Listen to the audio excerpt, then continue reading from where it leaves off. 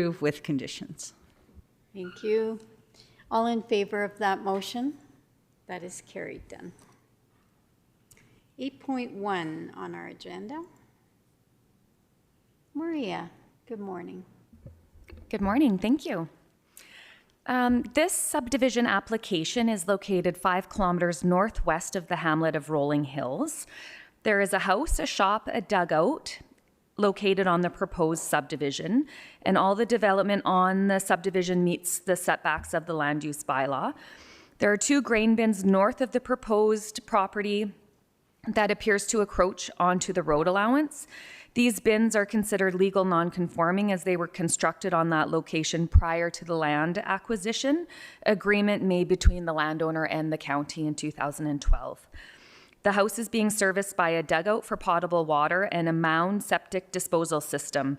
It is recommended that the septic system be reviewed to ensure compliance with the Alberta Safety Code Council prior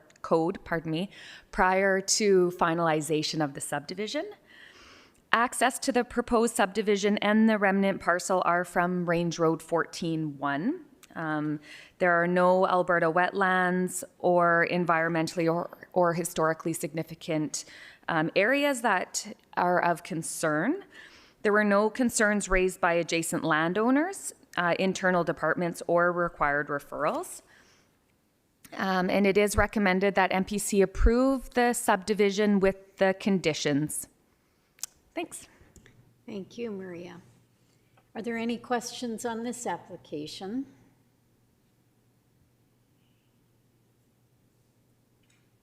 Councillor Scandra. I move we accept with conditions. Okay.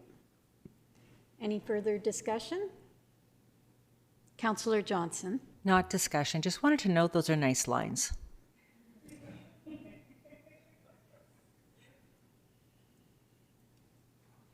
All in favor of the motion?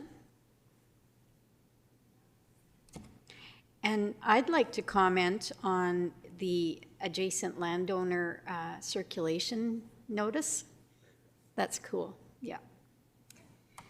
8.2, we did. Any other business? There were no post-agenda items. Any reason for in-camera? Seeing none. There were no information items. Any questions, Catherine? No comments. I'll adjourn this meeting.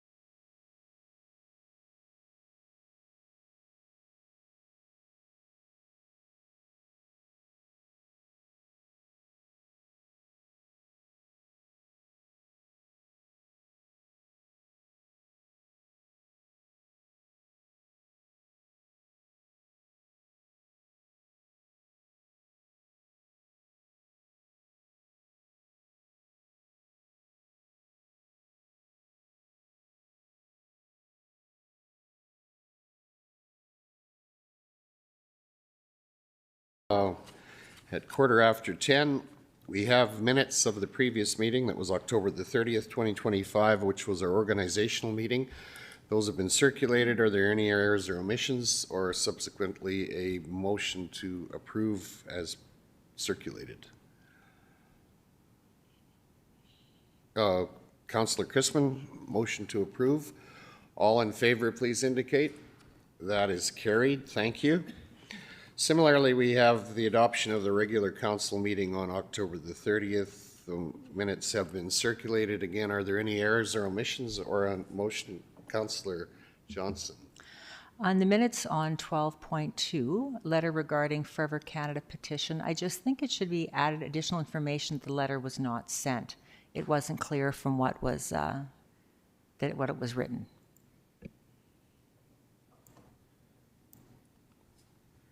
Is that 12.2? Okay, that's changes made. Okay, any other alterations or a motion to approve as amended? Councillor Kopp. Motion to approve as amended. Thank you. All in favor, please indicate. That is carried. Thank you.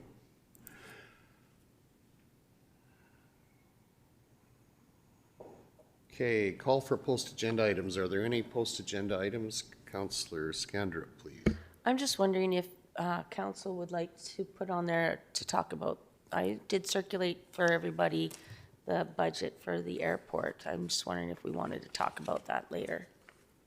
We could put that on there. There's also one other post-agenda item in the agenda as noted, but this could be the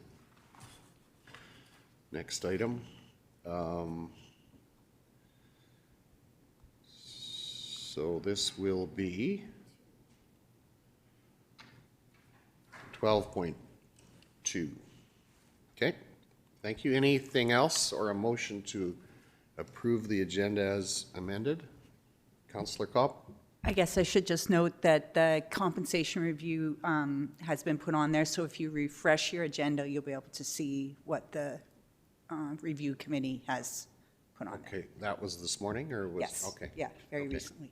So, yeah, okay, thank you. So, with that, a motion to approve the agenda as circulated or as amended? Councillor Kopp, thank you. All in favor, please indicate. That is carried. Thank you.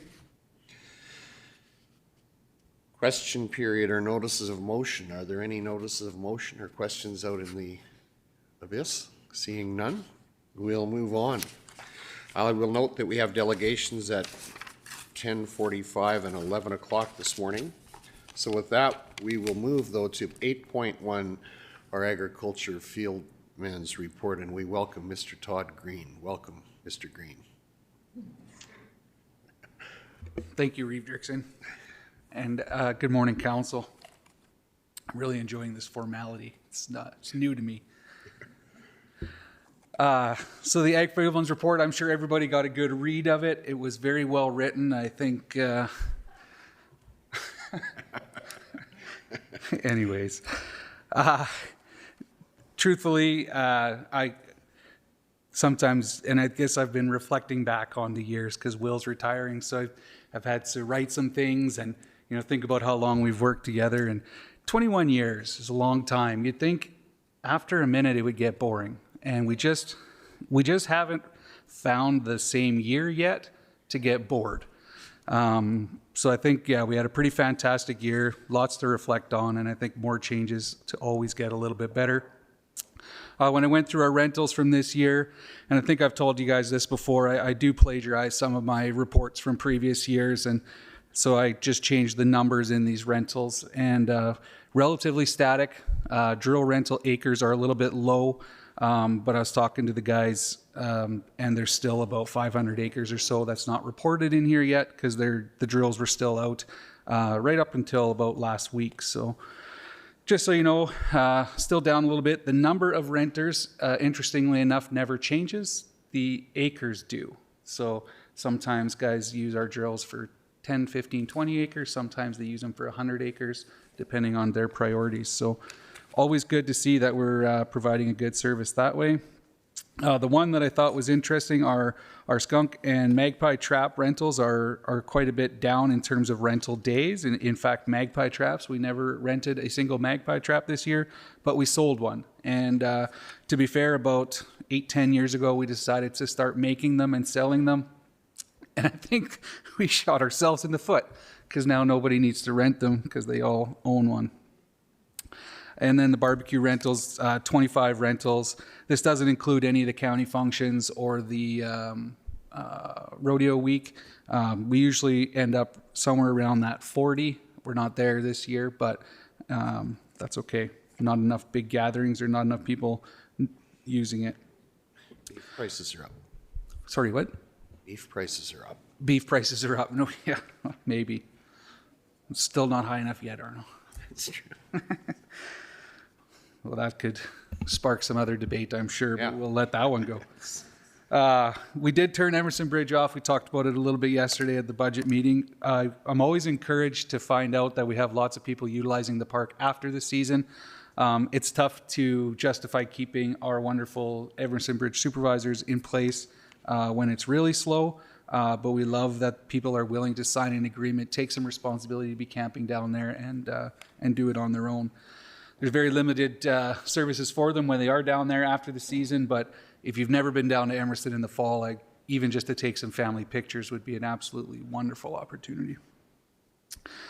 Roadside mowing, I love, so when we do job costing and we try to figure out where we're at with our programming and get a little bit better every year, we always find the really dry years shockingly cost us more money in our mowing program than the wet years.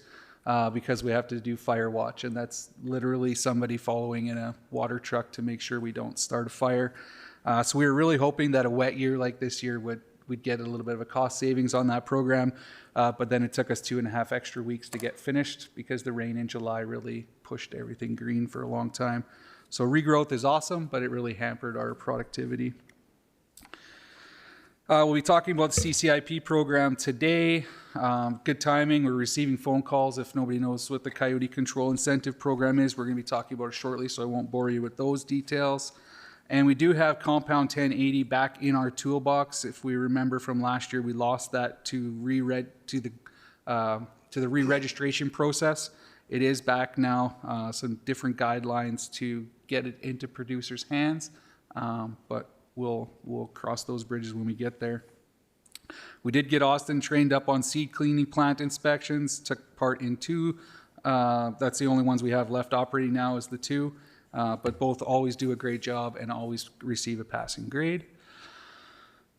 With Will announcing his retirement, you'll probably have noticed we've been actively advertising for a manager. Will's been a great part of our team for 21 years, and we'll miss his knowledge, obviously. And we haven't received the full agenda for the ASB conference. This seems like it gets later and later that we get this ASB conference agenda every year. But please book January 20th, 23rd off in your calendars. We'll head to Edmonton. It's still at the Delta South, same as last year. There'll be some meetings on the 20th that Arno, if you're available for, Reeve Dirksen, if you're available for, that would be great. Same guy. What's that? Same guy, that's good. Yeah, and I know. Yeah, I know. So yeah, just as an aside. Thank you. Otherwise, that's my report. I'd be happy to answer any questions you may have. Okay, thank you. Todd, question, Councillor Scandro. Not a question, I had a comment. Yesterday you mentioned that you're sending the barbecue away to be serviced. I really appreciate that. I've had to barbecue quite a few steaks on that, and it does have some hot and cold spots, so looking forward to having it back and in good shape. Thank you. Councillor Screever. As far as the rentals, Mr. Green? Yeah. Director Green, yes. Are we on a cost recovery basis on that? How much do they need to be used on a yearly basis in order to recover the costs and the cost of the equipment, of course, and delivery and all those things? Are we there on those items, especially the drills, because they can be expensive? Yeah, we run the numbers usually every year, but I'd say guaranteed every second year to make sure we are on our trajectory.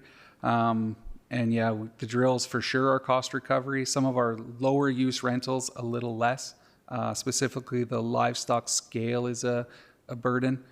We don't get enough use out of that one anymore. And just a lot of our livestock rental equipment, although it has tires and is designed to drive down the road, it's not necessarily what it was intended to do. So when you think of a mobile loading chute, if that was at a producer's farm, he's going to drive half a mile, 2 miles, whatever it might be.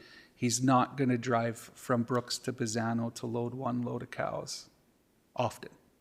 So some of those things, they do end up costing a bit, but we make up on the other side. So yeah, that program is as close to cost recovery as we can get.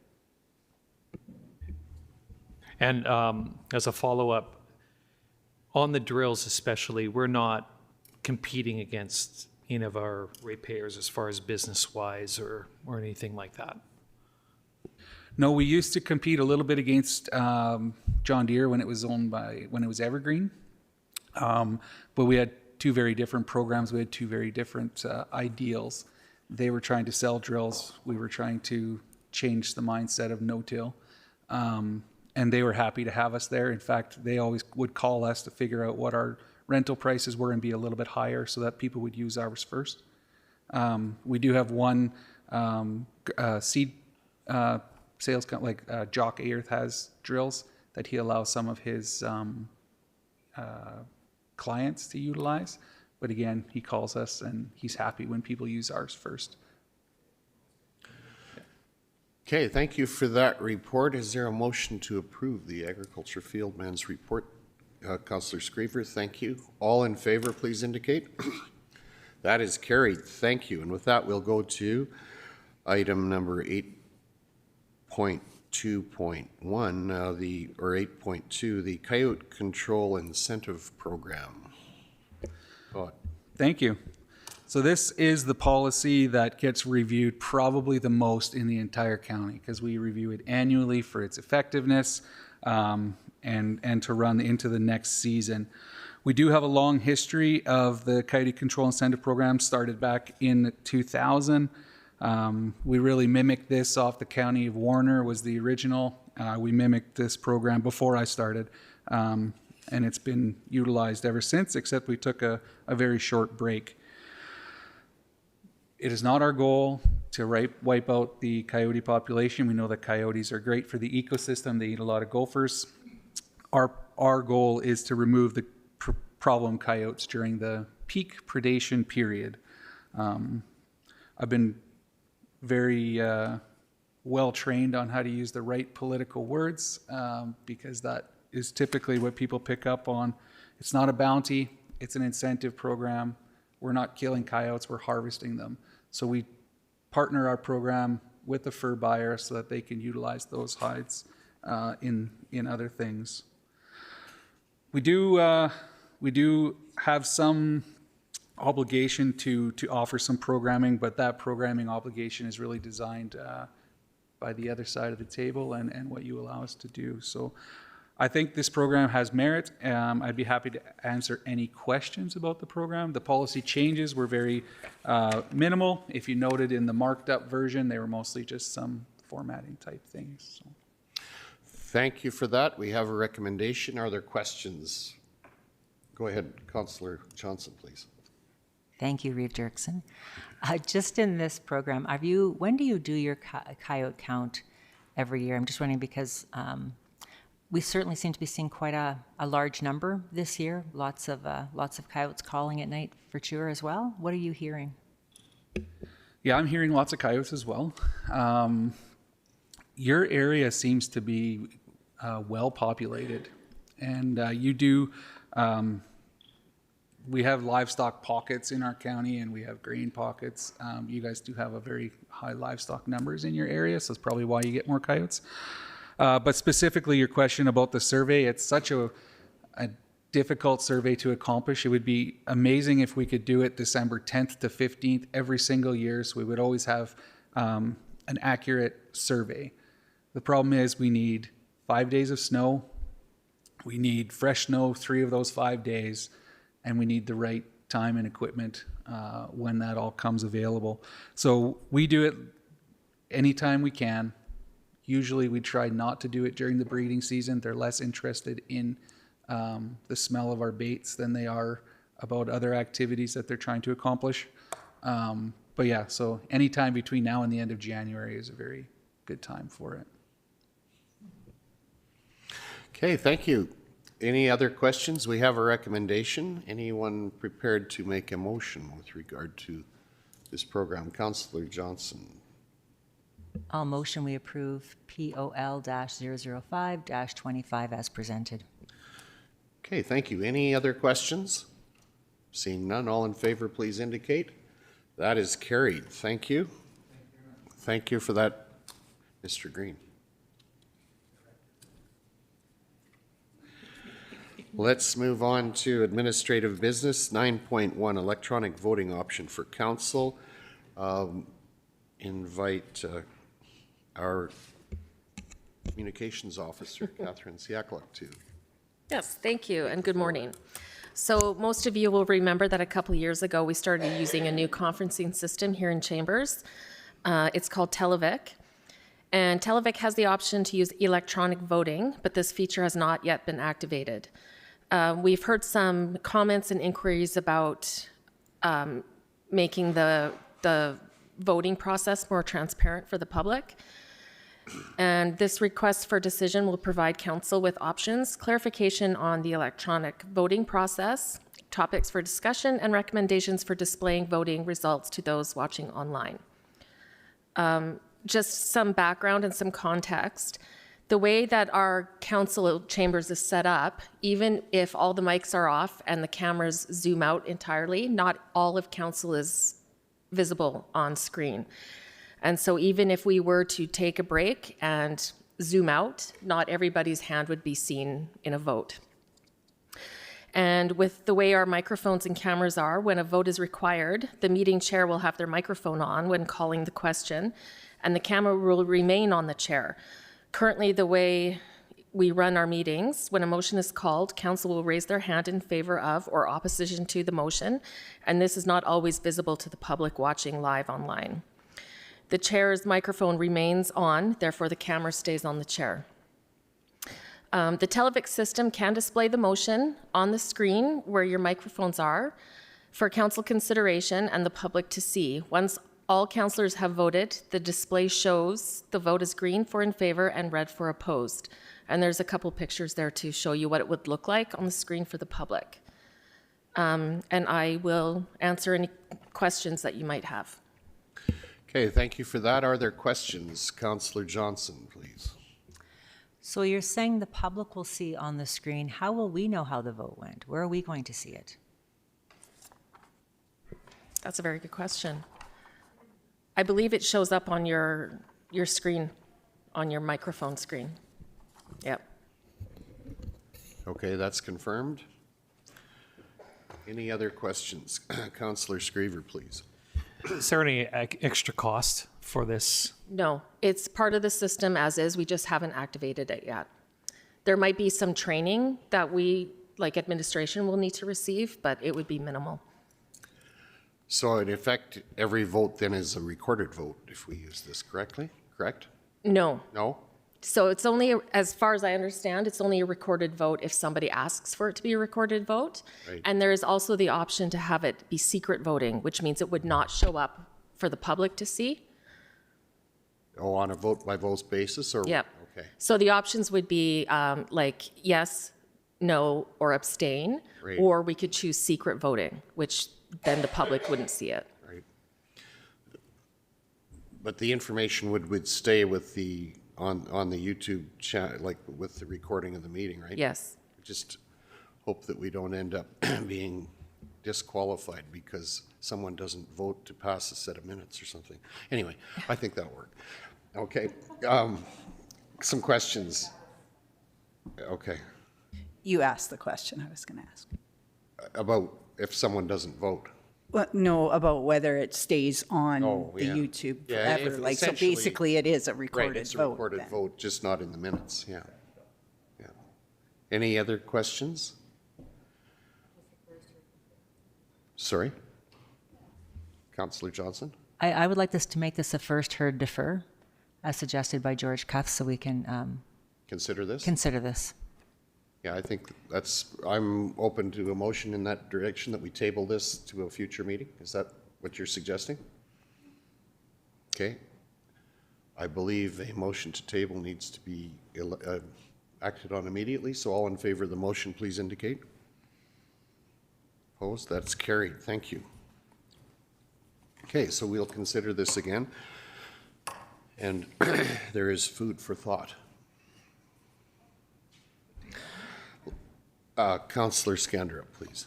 Sorry, I just thought of one other thing about this. I know Ben and I, or Councillor Hofer and I, we switched spots. And so on my microphone, it says Ben Hofer. So then would it be recorded? If how I voted, it would be how that. Yes, we would have to change whose names are assigned to these microphones. Okay, thank you. Yeah, that's a heavy load for both to bear. Let's then move on to item number 9.2, appointment of a member at large to the City of Brooks Recreation and Parks Board. Director of Corporate Services, Mr. Johnson, welcome. So this matter comes before council in response to appointments that were made during the organizational meeting. The City of Brooks has a formal Recreation Parks Committee that provides for the appointment of 2 members of council, 3 members at large. There were 2 members at large appointed during the organizational meeting. There is 1 additional opening. So after the meeting, Bob Krumka had expressed interest in being considered as another member at large. And the question is whether council wants to move forward with recommending to the City of Brooks Bob's appointment to the city's committee. Okay, thank you for that. Are there any questions or direction for council relative to this information? Councillor Screever and then Councillor. Yeah, do we have a copy of the application? I noticed on the next one with respect to the library board, there's an application there, and do we have a copy of that? Do not. Bob had reached out directly, submitted an email saying he was willing to do that if council was prepared to consider his application. Okay, thank you. Councillor Chrisman? That was my question as well. I'm just looking at the library application, and it just indicates the board. But it does give some basic knowledge for people that don't know the applicant. And I thought we made that part of the policy, that we would take an application, because I don't know everybody, and how would everybody know everybody, right? So we know that Ms. Waldy is a library enthusiast. So can we not ask Bob to fill out an application? Certainly can. Yes, I can reach out and have him submit. Unless there's a reason for a time crunch or something. No. No, okay. So Councillor Kopp, you had a comment? I'm just curious why that committee has decided to change it from just being Division 5 and 10, which would be 5 and 7 now, to any county resident.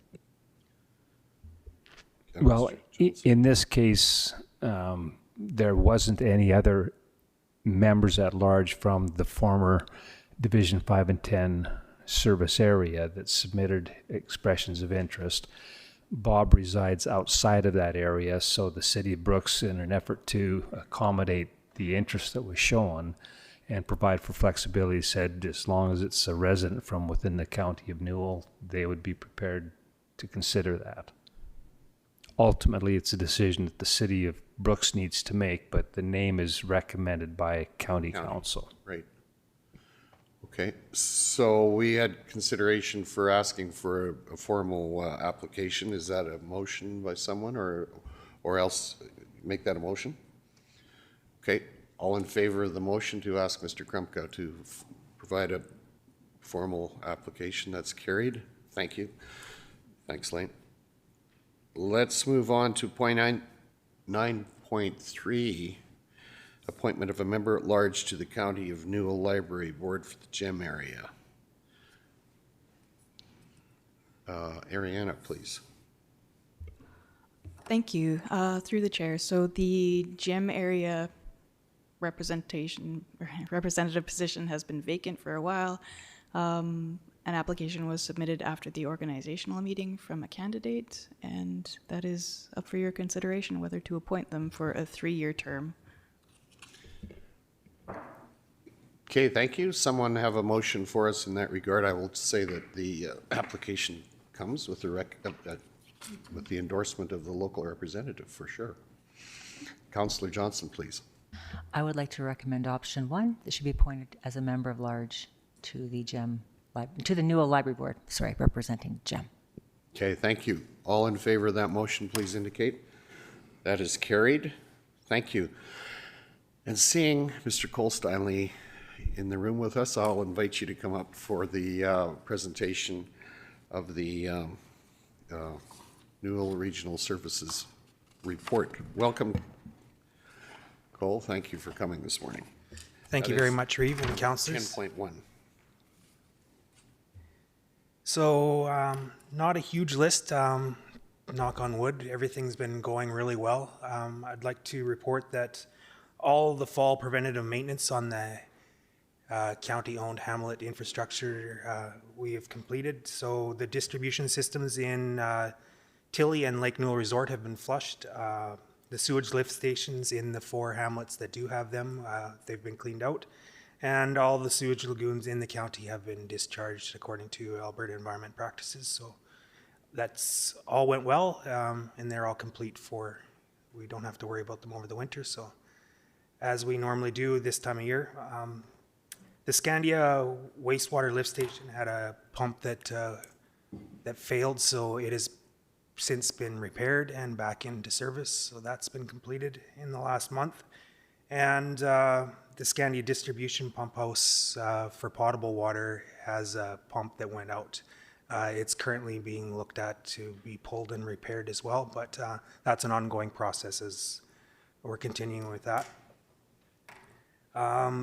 We've had a multi-year project in that some of the hamlets we've installed sampling hydrants in order to complete testing for environmental compliance through Alberta Environment. So we've been installing these distribution system sampling locations in the hamlets, and so Tilly and Scandia were the last 2 to be completed. As of today, we're in Tilly installing the 2 there, and then Scandia will be followed later this week, early next week, and then that project will be completed. So yeah, it's taken a few years, but we will have the locations needed to sample the whole entire distribution systems and all the hamlets properly. So yeah, it's been a good project and went fairly smoothly. So if there's any questions, I'd be more than happy to answer them. Great, thank you for that report. Councillor Johnson, you've got a question or comment? Yes, I have 2. Good morning. First, was it just bad luck that the lift station pump and the distribution pump went, or are they somehow related? They're 2 separate systems, blocks apart, just the way it happened. Okay, and then with the samples, hydrants you're doing in Scandia, where do you put those? Like, are they, so they're easily accessible, or are they like, where are the locations in Scandia, I guess is my question. So what we do is we try to kind of like get a overall good distribution of these hydrants throughout a community, so that you're not all just isolated in one spot. Yeah, so we kind of look at the size of the hamlet and scatter them throughout, and they're just located. We usually try to put them in between an isolation valve and a fire hydrant, because that's the easiest. You don't have to dig up any asphalt. There's also a little section of pipe there. It's easy to hook it up there. So although in those Scandian doesn't have any fire hydrants, so you're kind of limited to the distribution mains to tie it in there. So it's a little trickier, but in Tilly they do. So yeah, we're always mindful of making it cost-effective installation. And have them scattered throughout the community so that we are able to kind of get a full representation of the whole system. Thank you. Follow-up question? How big are these hydrants? They are about 3 feet off the ground, and they're in a green box that's about 6 inches wide by about 18 inches tall, and it's just a stainless steel tap inside a locked box so that the public can't access it or no one can access it except for us.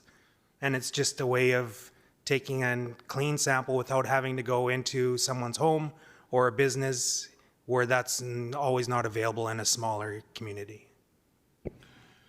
Okay, thank you. Now, Councillor Kopp. So you had a pump fail in Scandia. How many pumps do you have there? Like, and when it failed, does that affect the residents for pressure or anything like that? So all the systems within the county, and it's common practice in water distribution as a whole to have redundancy built in. So there is 2 pumps in Scandia, so there is no adverse effects on day-to-day operations, just that there is no backup currently. Okay, thank you. Any other questions? If not, thank you for coming in again today. We are often reminded of the fact that we have the privilege of taking our water services for granted because they deliver well throughout the region, and thank you for the good work you do to keep the water on every day. We appreciate that. Yeah, thank you very much. And yeah, if we go and nobody knows who we are or what we do, we know we're doing the great job then. Yeah. Exactly. Thank you. Councillor Johnson. I think it's been at least 3 years we've been talking about doing a tour. Can we put that on the agenda to happen, to tour the water facility? Is that potential? That sounds like a good idea. We can ask Ariana to So we know what you're doing, Cole. help us not lose track of that. Thank you. Okay. I just finished up City of Brooks last week, so yeah, we would love to have council come by and staff, whoever hasn't been through. The 2 board members that are coming next week to the board meeting and their orientation will get a in-depth tour as well. But yeah, for the rest of the council, I'd be more than happy to do that anytime. Great, thank you. We'll schedule that probably in the new year, if not before, but that covers the bases. Yeah, thank you. Okay. Thanks, Cole. Appreciate that. Let's move quickly on our agenda just to, we have the Director of Municipal Services with us. Mr. Mark Harbert, welcome.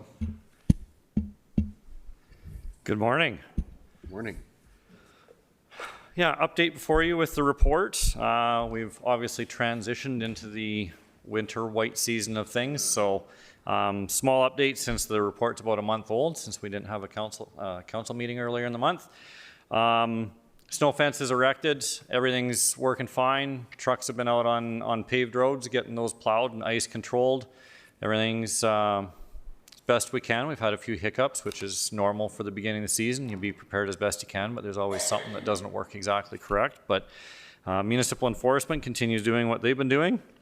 And our grader operators, we don't have enough snow on the ground yet for them to be going on, so they've transitioned into brush and vegetation control. So they're out there chipping trees, cutting trees, willows, those sorts of things growing in roadside ditches. And truck drivers are making great progress on stockpiling. So we'll be probably seeking out some additional work for them come the new year, pending how things roll out with winter, because winter is reactive work, and that's where we got to be. Then other things are put on hold until we can get freed up and get back to them. Grader operators received their training. Ridge management, that was one of the things that we saw frequently throughout July because water standing on the side of the road.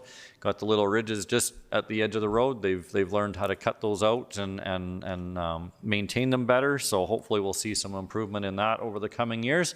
It all doesn't happen overnight. It all takes time, so please be patient.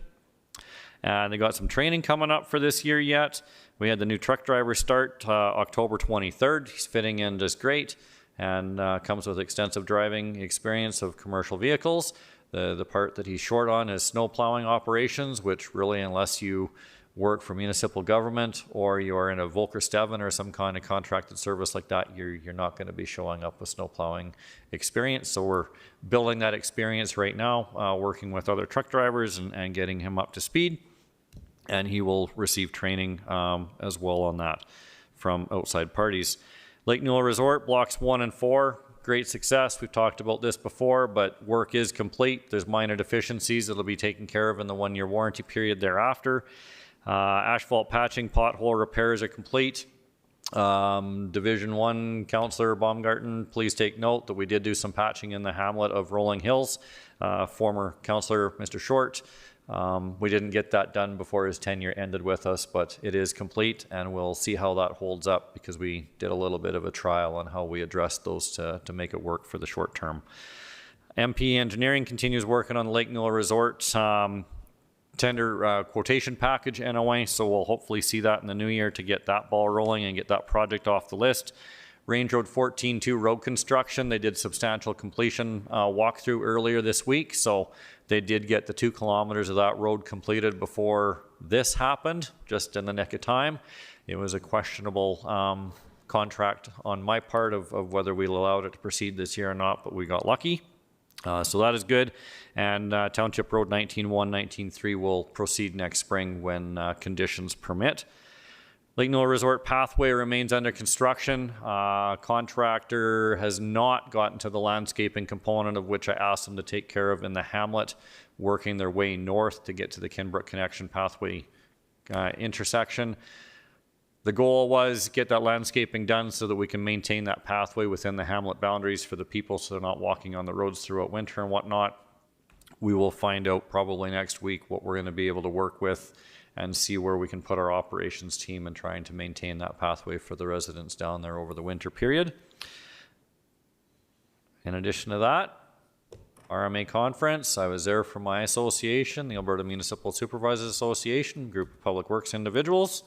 It's always great to get together with people and bounce ideas off of one another and see what's shaken elsewhere and how everybody's elections went. But good sessions attended, and it was good to be up there again. And if there's any questions with my report, I'll do my best. Thank you for the report. Questions, Councillor Skanderup, please. I'm just, for myself, clarification, bylaw officers on EID land, is that all year round or just during hunting season?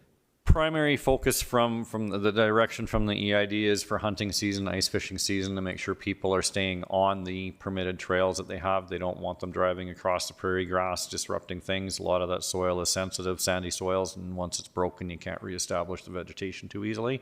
So off trail, also watching for non-permitted vehicles being off-highway vehicles, so no quads, no dirt bikes, no side-by-sides, not permitted on EID land.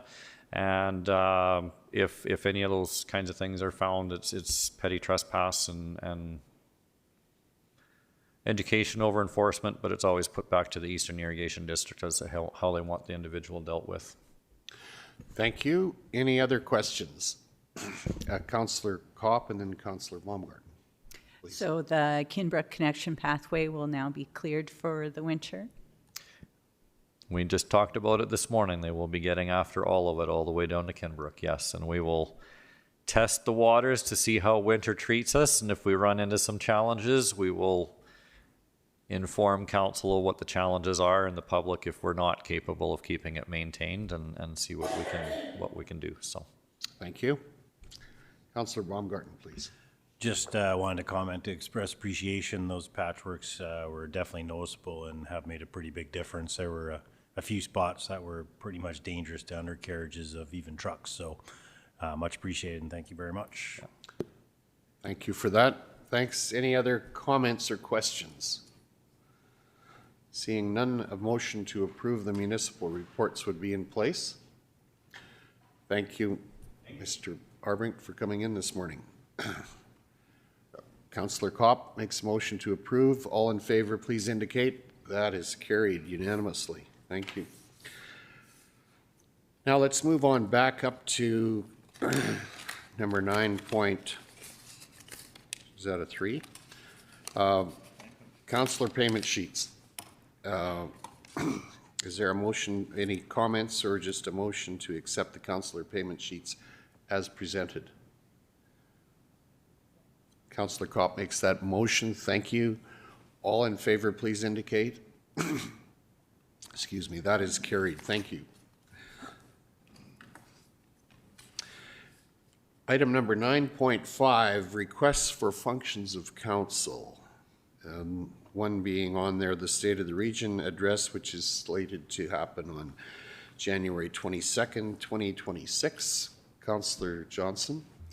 I just wanted to note that State of the Region address falls in the middle of the ASB conference, given the dates that, so I don't know if you're going to be in both places, Arno? Maybe attending meetings in Edmonton and then flying back for the breakfast, but I thought I'd bring that up for people who are booking. Schizophrenia sets in. I should be able to be at both places, I think. So, yeah. We'll have to figure that out, I guess. But thank you. I hadn't noticed that. Okay, thank you. Hey. That being said, I would make attending the State of the Region, or motion that the State of the Region address is a function of council. Okay, thank you. All in favor, please indicate. That is carried, and we will have to work out the details about attendance at those two conflicting events. Let's move on to Economic Developers of Alberta Experience Conference in Kananaskis on April the 15th to 17th, 2026. Ms. Nielsen, if you could take us through that, please. Thank you. Yes, so this came from the Brooks and Rural Region Economic Development. They're sending, they've got spaces booked for a city representative as well as a county representative. They're just looking for a name for who we want to send. Arrangements will be made. I believe they are covering the cost of the registration, and then the county will pay for the travel and cost of accommodations. Okay. Thank you. Who do we want to send? Councillor Johnson. I'm just wondering if it's possible to just put someone's name in it for ability to switch. That's 5 months away. That's really hard, I think, for any of us to commit. At least I find that very hard to commit. I suppose we could put a placeholder in there, someone's name, just to hold a space, right? Yeah, I believe that would work. I think they've actually got my name under there as a placeholder for now, which is fine. So if it doesn't make it to the agenda again, you're going to Kananaskis. No, I'm certainly open to that if we reconsider in the new year at some point. Is that council's wish, or do you want to appoint somebody today? Councillor Skanderup, please. Well, I'd like to suggest if there's somebody who thinks they really would like to go, to put their name up now so that they can start planning, because some of us are, we're already planning for our plans, what we're going to do in the spring with all the other conventions. Right, we could do that.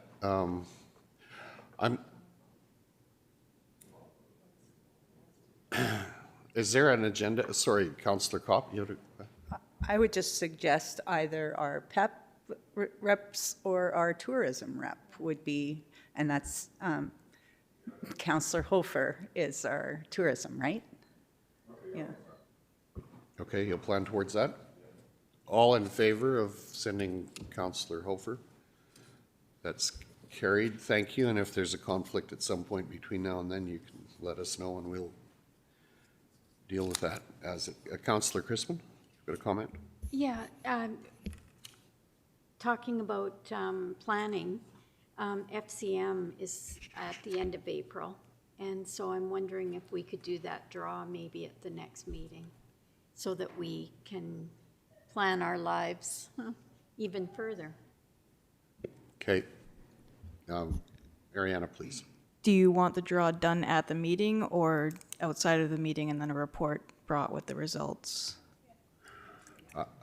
I would suggest actually that we have a discussion about how we appoint people to go to that at our next meeting, if we have agenda space at the December 11th meeting, and then we can either do the draw there or it can happen and be reported to us. I think we have talked in the past about taking a little different approach to just the draw in terms of sending a representation to that meeting, but we can defer that discussion to the next meeting if that's amenable. Councillor Johnson, please. Through the chair. See, I did. Hey, I feel like a conduit. Yeah. The other one that's should probably be on our agenda is that Inventures. I'm not sure when it comes up or even if it's on again this year, but that was a time well spent. Okay, thank you. Councillor. Yeah, I received notice there is no adventures this year. There isn't? I don't know that there's going to be one moving forward, but yeah, they announced that there isn't one this year. Okay. But maybe we can scan the horizon to see what's out there that we might want to participate in over the next month, let's say, and either later this year or early in the new year, we can, chart a course for some of that. Councillor Johnson? There's also that planning one in May. I forget what it's called, Lynette. You've been to that one, but that's. Okay. So is that a possibility for we can deal with things as they come up from meeting to meeting. That's not a problem. But I think scanning things out ahead a little bit is a good thing, including the FCM participation. Councillor Johnson, please. Yeah, the CAP one, just to answer your question, is absolutely excellent. It's about a third the size of RMA, and JEP is really well connected to it, and their speakers were more than excellent, even if the whole council went. It's just about planning. Okay. That's my recommendation. Anybody that goes, you'll really enjoy it. Good, thank you. We will proceed on that basis. Anybody have any other comments or around this? Excuse me. It being just after 11 o'clock, I'm going to suggest that we move back in our agenda to the intensive livestock working group presentation. Do we have, yes, we see Melody Garner Skiba. Is that you? We see on the screen. Welcome. Yes, hello. Hello. Thank you for having me. Good to see you again. Should we do introductions so you know? That would be great if you don't mind. Okay, thank you. Go ahead, Neil. I'm Neil Jones.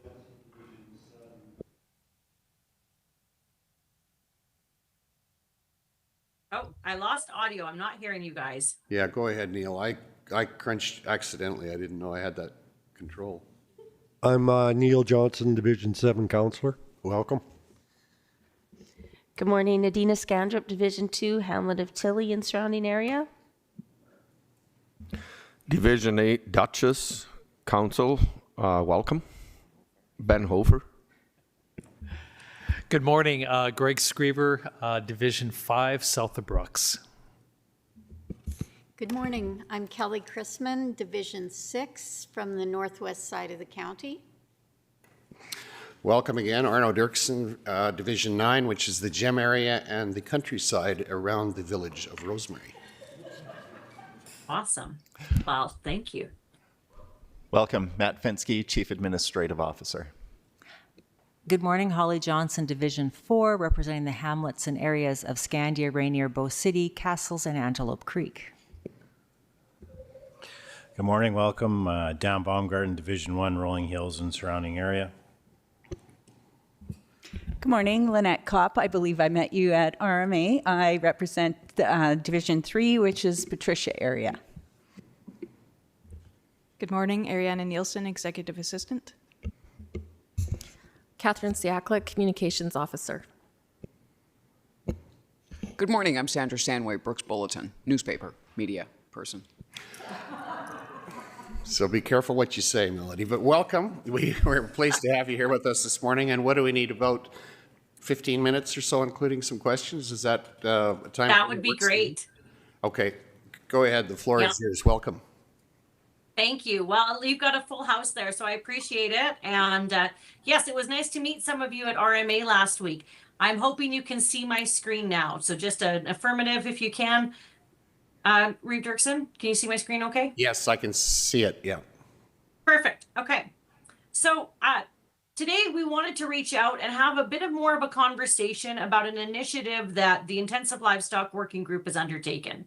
And last week at RMA, as we had some conversations, and I talked with Arno about this a bit, is that we're seeing the bridge between urban and rural grow even further. And conversations that we've been having with not only municipalities, but producers as well as general public over the last few years from the livestock side has really prompted this project. So what I want to talk to you about today is Stock Talks. It's this concept where we bring livestock and local voices together to have some good conversation.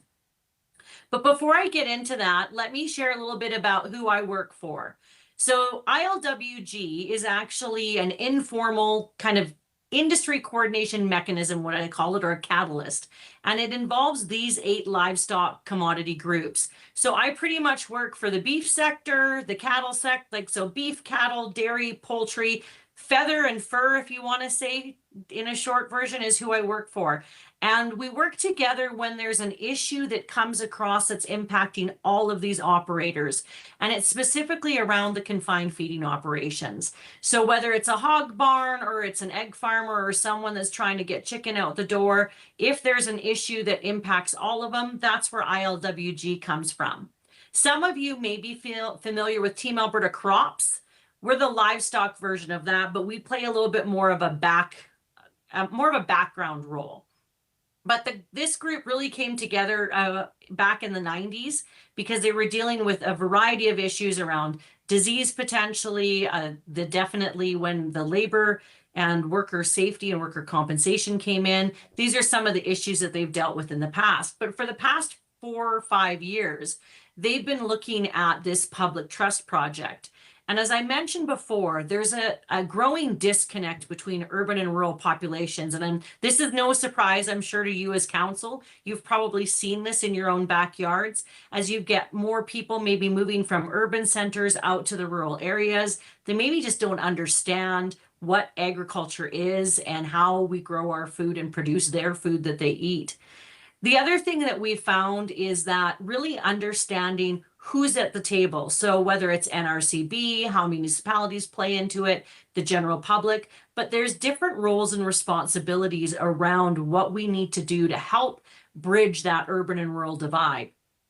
We've also noticed in the past few years, as municipalities, especially our urban ones, are growing out, there's more of a conflict, I would say, happening with the agricultural sector. And what has caused this is we're seeing that there's been a change in perception for confined feeding operations, right? We're hearing things about, well, they're noisy, they're dusty, they smell bad, right?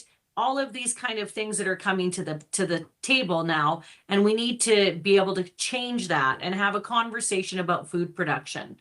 And the last reason for this is we're really seeing as these municipalities change and more maybe lose some of their ag background, is we need to talk about what are some challenges you're facing that our sector can help with, as well as what are some opportunities.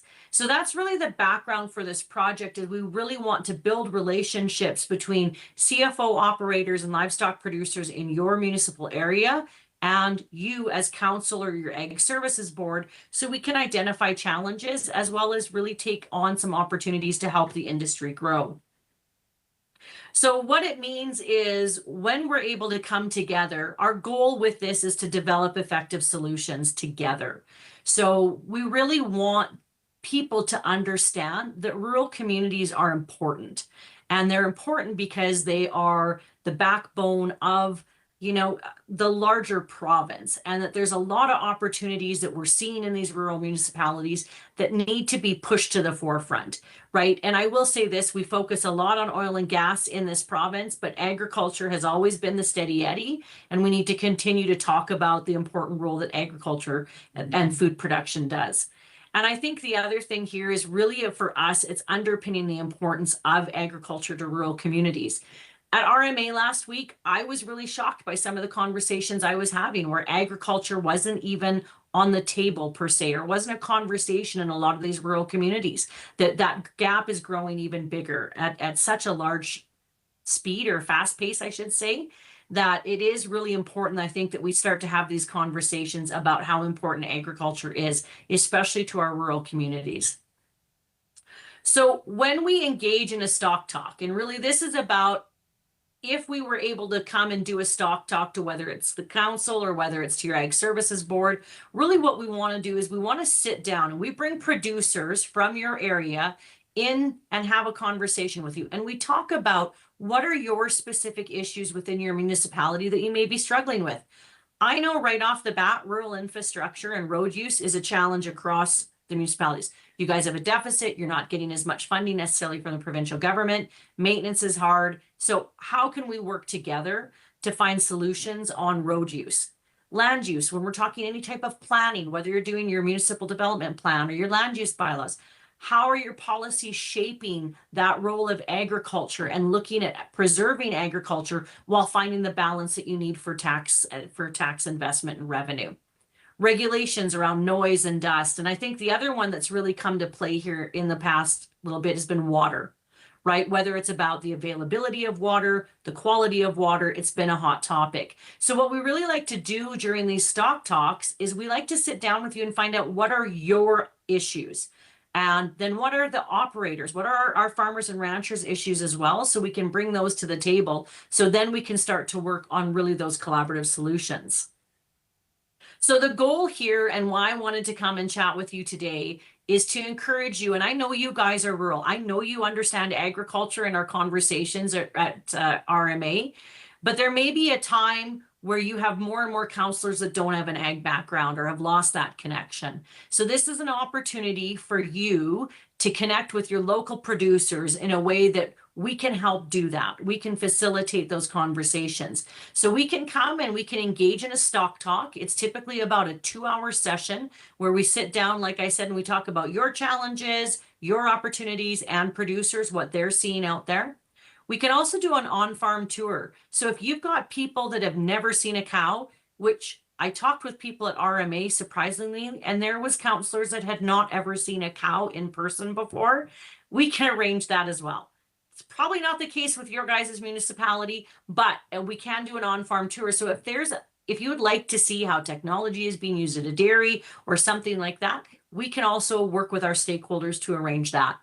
And then our hope really is from this, after this initial stock talk, that the producers you meet with become a conduit for conversation with you. So that if you've got a question about a new land use bylaw that you're looking at, you have some operators you can reach out to and talk to about how this will impact them.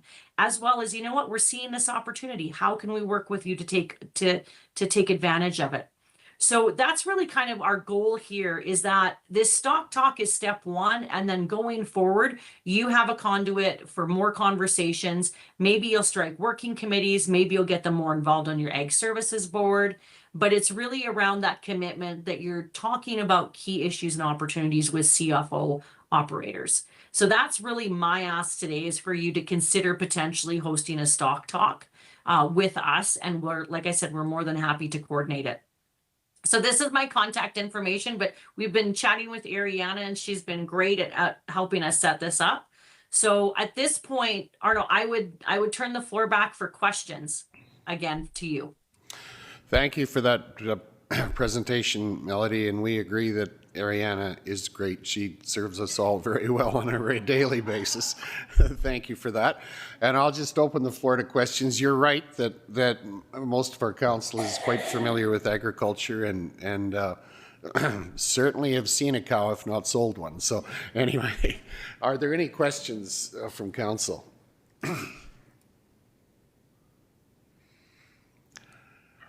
I think it's a good presentation. I don't see any questions, but what I'll say is this is good information for us to have, and we'll have a discussion about it. And it's good to know that there's an opportunity to have something like a stock talk. As I think we've had it talked about, we've got some pretty direct connections with and have on a fairly regular basis toured some of our intensive livestock working intensive livestock operations on a regular basis. So we share your concern and we appreciate the fact that you're addressing the gap between rural and urban, and agree that there is evidence of that chasm widening from time to time.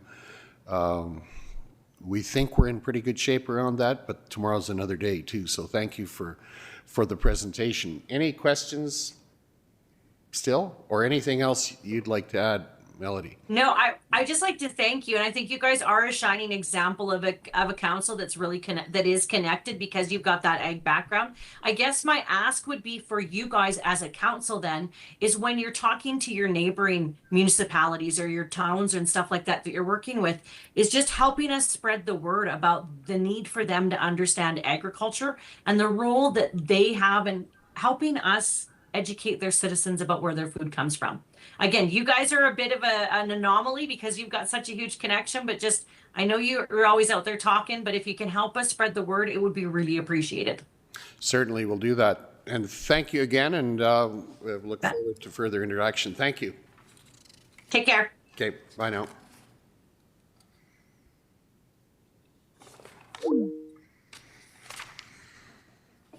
Okay, pardon me. Sorry. Oh, okay. Let's move through our agenda. We're getting closer to the end. We have the committee report of the Ag Connections Conference. Any questions about that or further comments? Councillor Johnson? I think I'd like to have a discussion about how we're going to do reports. It's always easier to do a verbal report than a written, but I believe we heard that we are supposed to be doing written reports for filing and those types of things. So I just think it's nice to get all on the same page with how we're going to submit our information to council. Okay, Councillor Neil Johnson, please. Yeah, I have no problem with verbal reports. That's my take on it. Sorry, Kelly. Okay, thank you. Further discussion, Councillor Christman? So the reason I'm in favor of this reporting system that Holly's obviously used is that it's value added. Like, it's, the county has invested in us to go somewhere and to bring back the gleanings for the rest of us as well. So if we get a report saying, yeah, it was great, there's lots of people there. I met so-and-so. Like, that is not value added for the rest of us. It's pointing out that you attended something and that you met somebody and had a visit with somebody, but we need to be accountable for that huge spend as well. So it's been tradition that we've been required to provide written reports, and I would be sad to see that go away. Okay, I don't think there's any incentive to make it disappear, but that's good. Councillor Johnson. The only thing I would say on the other side is that when you submit a written report, no one asks any questions about it as a general rule. When we do verbal reports, there's more discussion about what is said. So I'm a little torn both ways because the report I wrote, no one's going to ask a thing about it. I know that. But if I spoke about it, someone would say, "Oh, what about this?" So there's that interesting dynamic as well. Okay, thank you. Councillor Kopp, please. Would you like to read us your report?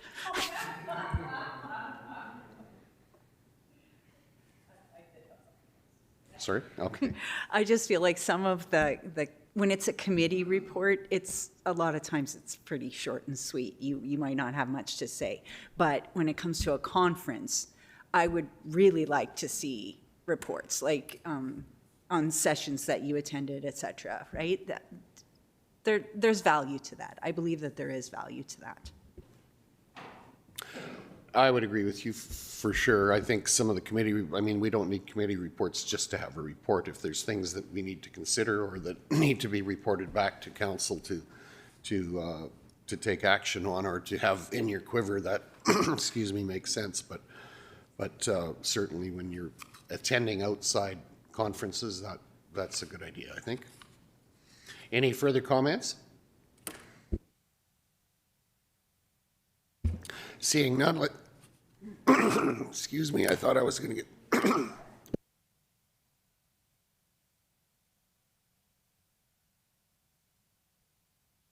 5 minutes, but not 6. 12 o'clock is coming and we need to be completed by then if we can. Okay.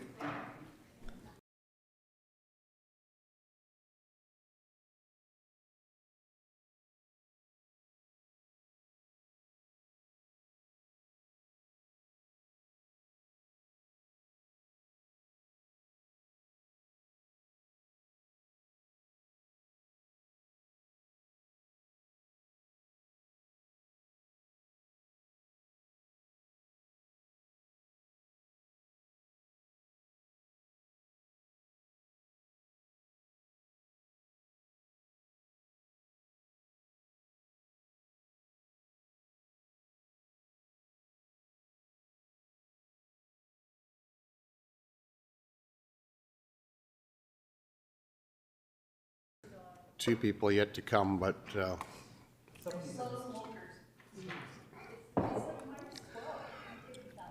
we're to 12.1, which is post-agenda item, the County and Dutchess Intermunicipal Development Plan Update Support for Alberta Community Partnership Grant application, which is available to us as a result of that update, correct?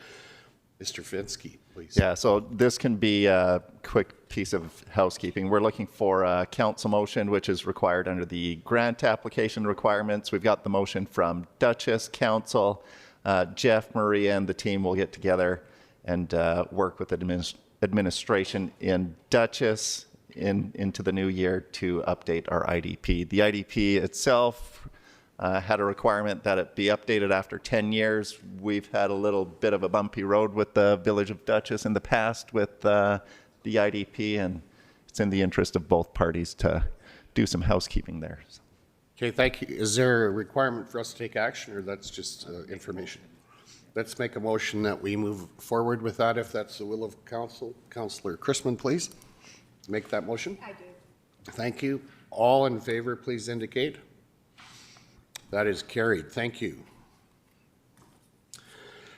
Let's move on to item post-agenda item 12.2, the airport. Councillor Scandrup, do you want to open that discussion? All right, so I circulated for you this morning the budget that I received in our meeting in August, and the fee schedule, airport fees for 2025, and you'll notice I wrote up at the top the increases for 2026. So lot lease per square foot, if you have an airport, or sorry, an airplane, is 10 cents per square foot, and the maintenance fee with the aircraft is, excuse me, is 5 cents a square foot, where it used to be 3.6 cents. So I said, for easy figuring, let's just make it 5. And then, excuse me, if you have no aircraft, then your maintenance fee is 40 cents, will go up to 40 cents per square foot. So when you're looking at, you know, like the first guy on the list there, he paid $600 for 2025. Next year he'll pay $1,200. So we're getting closer to cost recovery.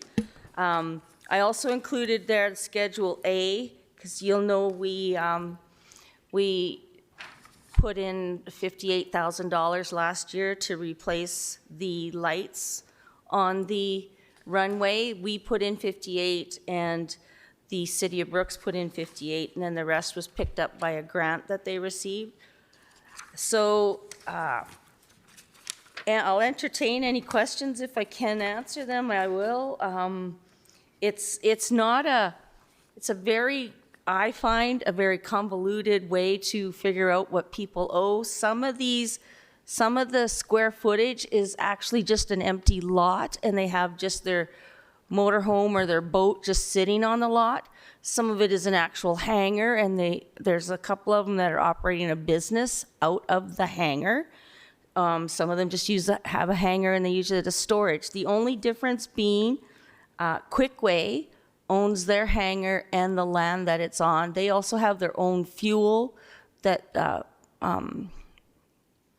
jet fuel, that so they don't buy fuel from the airport. And as I said yesterday, the airport does charge a little extra for their fuel because they don't charge anybody to land there. Okay, Arno will be right back. Are there, Councillor Johnson? I see there's salaries and wages. So what is someone paid to do there? I don't know much about airports, so.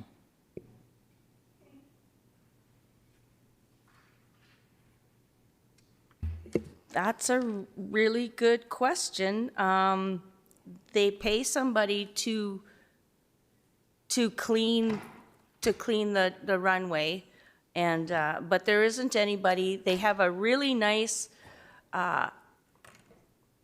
airport office. They just newly renovated it. They're looking to rent it to anybody who wants to have a meeting out there, but there isn't anybody out there on a regular basis to keep track of planes coming or going, or helicopters coming and going. And my question, Councillor Scandrup, if you would take back and get an answer for us, does that rent include their utilities, whether it be power or gas, or I don't know if those hangars are heated? I'd sure like to know if they were paying utilities. Thank you. Any other questions on this report? Yes. Councillor Skiba. So my recommendation and for future of the airport would be a total cost recovery for the people that use it, rather than the general taxpayer to help fund that airport. In order to cost recover, those rates are going to have to increase by 380%, and which is it seems like a lot, but when you actually do the math, it's not that much difference, and that's just to cost recover. Now, I noticed from the budget or from this statement here, there's a budget and projected, there's no actuals. So I don't know, it's hard to know, it'd be good to see what the actuals are from the previous year, as to, are they actually collecting their rent? Are they, there's budget there, but it's so off, it seems like. So yeah, my recommendation would be to really be on a cost recovery basis from the people that actually use it, a user pay basis. So that's my thoughts. Councillor Scandrup. So I also expressed that at the meeting, and I was informed by the chair, Mr. Doobie, that the airport is considered a service, and just like any other service, and his example was a park, anybody can use it, but a park does not make you money, and that's why their budget is subsidized by County of Newell and City of Brooks.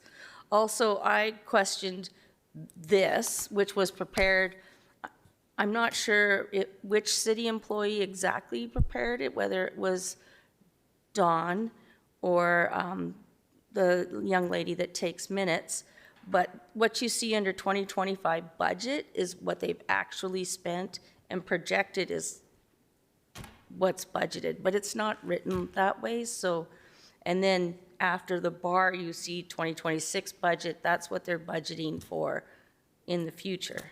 So it's not written properly. I don't know if it's always been done this way, because it's the first one I ever got.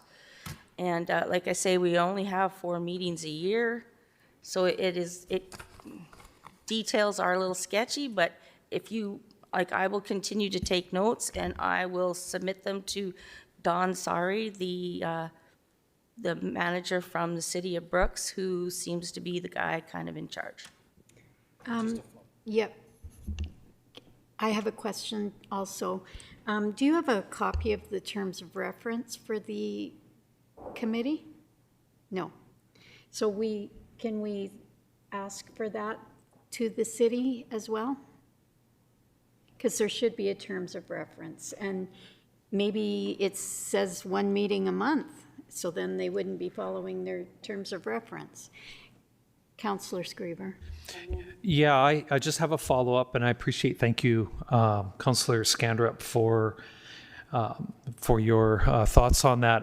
The airport, there is a difference between a park and the airport. The airport is a service for those that come out of town, and yeah, there's fees for an airport. You look at the city of Calgary's airport, that is a major business. That is not a park. You look at the Brooks and District Newell Airport, that is also not a park in that not everybody can use it. I cannot use that airport. There's no, and I'm a regular taxpayer. A park I can use. Everybody can use it. So it is not a service in the same way that a park is, and should endeavor to cost recover. Okay, thank you. Councillor Johnson had a question. I'm just wondering if there are empty lots, because there's no 12, 13, 20 to 24, or 27. So do we have vacancies, or just it doesn't really make sense how it's, and how does that compare to the use of the airport in Bizano, which has a lot of, you may not know that, but perhaps Councillor Chrisman does. So, yes, there are some empty lots out there. I believe Bizano Airport is completely different as to the Brooks Airport, because out in Bizano, people buy their lot, they construct their own hangar, they take care of everything themselves.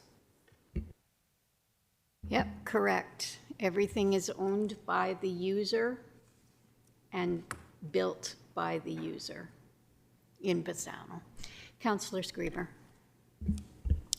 Another question is, I think a breakdown as to ownership and how tax is paid on these buildings. I know there's looks like there's businesses being run out of the airport, and I'm just wondering if they're being taxed according to a commercial rate or whether it's a airport rate. I don't know, because there's definite hangar buildings out there, improvements that we may not be receiving tax correctly on those. So I'd like maybe an analysis or a breakdown of that. Thank you. Are there any other questions on this topic? If not, I'll pass it back to Reeve Dirksen. Thank you. And thank you for that. We will move back to committee reports, please. I missed that earlier. This sheet just came to me, but Brooks Regional Tourism Association. Councillor Hofer, do you have a report for us, or have you had a meeting since you were organized?